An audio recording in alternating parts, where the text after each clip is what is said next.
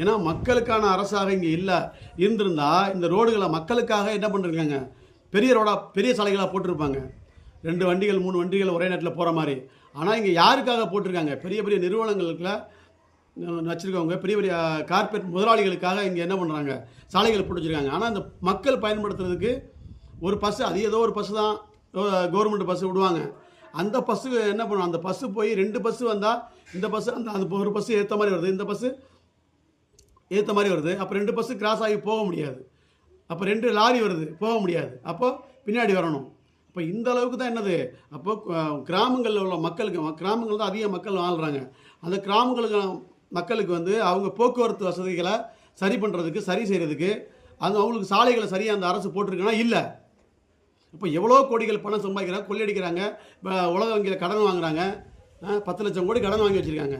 இந்த 5 வருஷத்தில் மட்டும் 5 லட்சம் கோடி கடன் வாங்கியிருக்காங்க. அப்போது இத்தனை வருஷமாக ஆட்சி பண்ணி 5 லட்சம் கோடி தான் வாங்கி வச்சுருந்தாங்க. ஆனால் இந்த 5 வருஷத்தில் மட்டும் 5 லட்சம் கோடி கடன் வாங்கி வச்சுருக்காங்க. அப்போ இதெல்லாம் எல்லாத்தையும் கடனை வாங்கி, இங்கே இருக்க கனிமூலங்களை வாங்கி, இங்கே மக்களோட வரி பணத்தை வாங்கி, எல்லாத்தையும் வாங்கி அவங்க பாக்கெட்லேயே போட்டு போயிட்டு இருக்காங்க.